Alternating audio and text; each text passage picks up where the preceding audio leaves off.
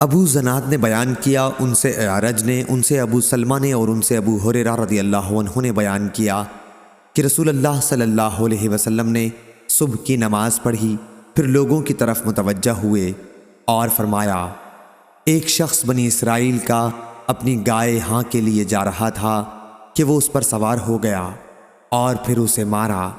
اس گائے نے بقدرت الہی کہا کہ ہم جانور سواری کے لیے نہیں پیدا کیے گئے، ہماری پیدائش تو کھیتی کے لیے ہوتی ہے۔ لوگوں نے کہا، سبحان اللہ، گائے بات کرتی ہے۔ پھر حضرت صلی اللہ علیہ وسلم نے فرمایا کہ میں اس بات پر ایمان لاتا ہوں، اور ابو بکر اور عمر بھی، حالانکہ یہ دونوں وہاں موجود بھی نہیں تھے۔ اسی طرح ایک شخص اپنی بکریاں چرا رہا تھا کہ ایک بھیڑیا آیا اور ریوڑ میں سے ایک بکری اٹھا کر لے جانے لگا۔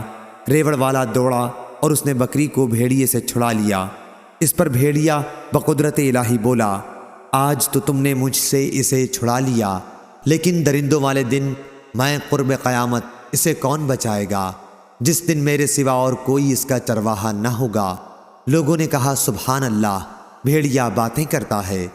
حضرت صلی اللہ علیہ وسلم نے فرمایا کہ میں تو اس بات پر ایمان لایا، اور ابو بکر و عمر رضی اللہ عنہ بھی، حالانکہ وہ دونوں اس وقت وہاں موجود نہ تھے۔ امام بخاری رحمہ اللہ نے کہا، اور ہم سے علی بن عبداللہ مدینی نے کہا، ہم سے سفیان بن عینہ نے بیان کیا، انہوں نے مسعر سے، انہوں نے سعد بن ابراہیم سے، انہوں نے ابو سلمہ سے روایت کیا، اور انہوں نے ابو ہریرہ رضی اللہ عنہ سے، اور انہوں نے رسول اللہ صلی اللہ علیہ وسلم سے یہی حدیث بیان کی۔ صحیح بخاری حدیث نمبر 3471۔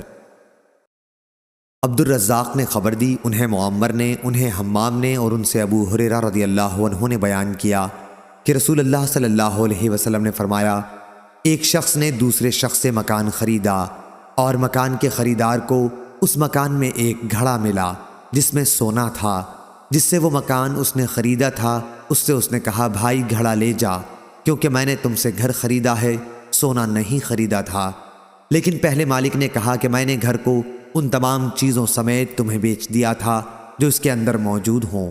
یہ دونوں ایک تیسرے شخص کے پاس اپنا مقدمہ لیے گئے۔ فیصلہ کرنے والے نے ان سے پوچھا، کیا تمہاری کوئی اولاد ہے؟ اس پر ایک نے کہا کہ میرے ایک لڑکا ہے، اور دوسرے نے کہا کہ میری ایک لڑکی ہے۔ فیصلہ کرنے والے نے ان سے کہا کہ لڑکے کا لڑکی سے نکاح کر دو، اور سونا انہی پر خرچ کر دو، اور خیرات بھی کر دو۔ صحیح بخاری حدیث نمبر 3472۔ امام مالک نے بیان کیا، ان سے محمد بن منقدر اور عمر بن عبید اللہ کے مولا ابو نضر نے، ان سے عامر بن سعد بن ابی وقاص نے بیان کیا، اور انہوں نے، عامر نے، اپنے والد سعد بن ابی وقاص رضی اللہ عنہ کو اسامہ بن زید رضی اللہ عنہ سے یہ پوچھتے سنا تھا کہ طاعون کے بارے میں آپ نے حضرت صلی اللہ علیہ وسلم سے کیا سنا ہے؟ انہوں نے کہا کہ حضرت صلی اللہ علیہ وسلم نے فرمایا، طاعون ایک عذاب ہے جو پہلے بنی اسرائیل کے ایک گروہ پر بھیجا گیا تھا، یا آپ نے یہ فرمایا کہ ایک گزشتہ امت پر بھیجا گیا تھا۔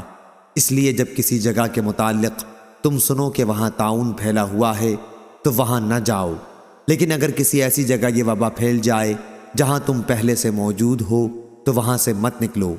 ابو نضر نے کہا، یعنی بھاگنے کے سوا اور کوئی غرض نہ ہو تو مت نکلو۔ صحیح بخاری حدیث نمبر 3473۔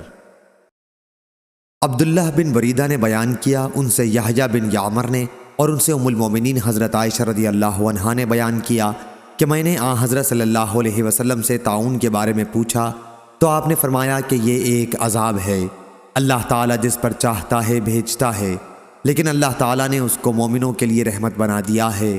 اگر کسی شخص کی بستی میں طاعون پھیل جائے اور وہ صبر کے ساتھ خدا کی رحمت سے امید لگائے ہوئے وہیں ٹھہرا رہے کہ ہوگا وہی جو اللہ تعالیٰ نے قسمت میں لکھا ہے، تو اسے شہید کے برابر ثواب ملے گا۔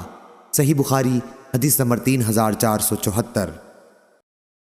لیث نے بیان کیا، ان سے ابن شہاب نے، ان سے عروہ نے، اور ان سے حضرت عائشہ رضی اللہ عنہا نے کہ مخزومیہ خاتون فاطمہ بنت اسود، جس نے غزوہ فتح کے موقع پر چوری کر لی تھی، اس کے معاملے نے قریش کو فکر میں ڈال دیا۔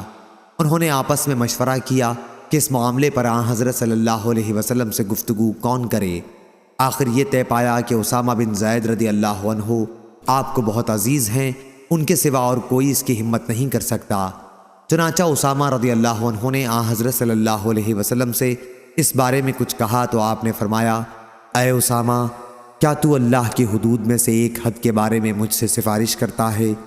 پھر آپ کھڑے ہوئے اور خطبہ دیا، جس میں آپ نے فرمایا، پچھلی بہت سی امتیں اس لیے ہلاک ہو گئیں کہ جب ان کا کوئی شریف آدمی چوری کرتا تو اسے چھوڑ دیتے، اور اگر کوئی کمزور چوری کرتا تو اس پر حد قائم کرتے، اور اللہ کی قسم اگر فاطمہ بنت محمد صلی اللہ علیہ وسلم بھی چوری کرے تو میں اس کا بھی ہاتھ کاٹ ڈالوں۔